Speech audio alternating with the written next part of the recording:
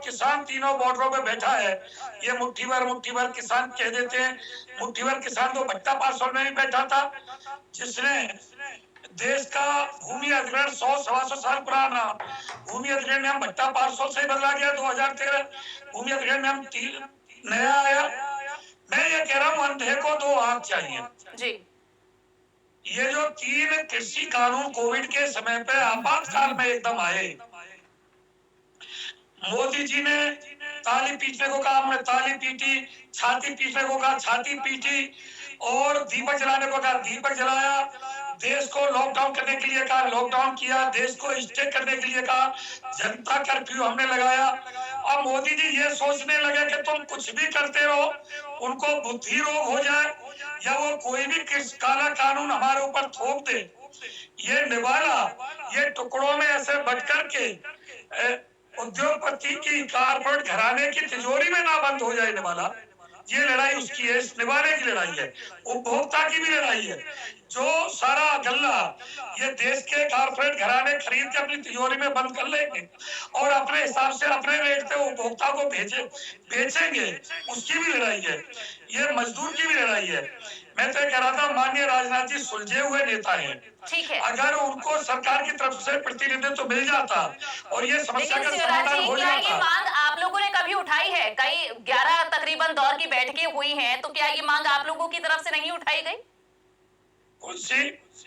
आप कह रहे हैं कि आपको सही प्रतिनिधित्व चाहिए सरकार की तरफ से, जो आपकी बात को समझे, माने। जब पीयूष गोयल जी पर नहीं निपटा मुद्दा, राजनाथ जी बहुत वरिष्ठ नेता हैं, उनकी हम मांग कर रहे हैं आपके चैनल के माध्यम से। नरेश टिकैत जी ने भी खुद कहा, माननीय राजनाथ जी को आगे लाया जाए ताकि यूपी का चुनाव। लेकिन इसमें बहुत बड़ी सियासत ये है कि मोदी जी चाहते हैं अगला प्रधानमंत्री अमित शाह को बनाना। अगर योगी जी उत्तर प्रदेश का चुनाव जीतते हैं तो दिल्ली की गद्दी के दावेदार होते हैं। इसलिए मोदी जी और अमित शाह नहीं चाहते कि उत्तर प्रदेश का अगला चुनाव जीता जाए, इसलिए वो राजनाथ जी को आगे नहीं ला रहे।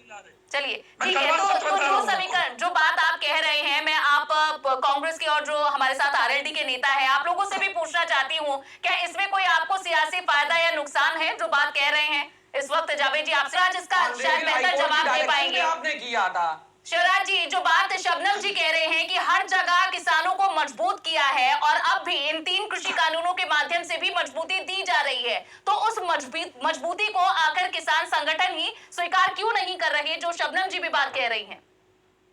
देखो, गन्ना किसान का तो मैं बता रहा हूँ 3 साल से रेट नहीं बढ़ा है और आज पर्ची पे 0-0 लिख के आ रहा है। आज तो कोई रेट का ही पता नहीं है। दूसरा, माननीय सुप्रीम कोर्ट ने 14 दिन की पेमेंट की बात कही थी और 14 दिन से ऊपर होता है तो ब्याज लगाने की बात कही थी। वो सुप्रीम कोर्ट का आज तक पालन नहीं हुआ। दूसरी बात मैं ये कहना चाहता हूँ शबनम जी से, चलो राजनाथ जी को मत लाओ, किसी को मत लाओ, किसान ने आपकी बार मांगा क्या है? ना तो लाभकारी मूल्य मांग रहे हैं, पहले से लाभकारी मूल्य मांगते थे। किसान आयोग का गठन भी नहीं है पूरे देश में। हमने ये कहा है जो सरकार एमएसपी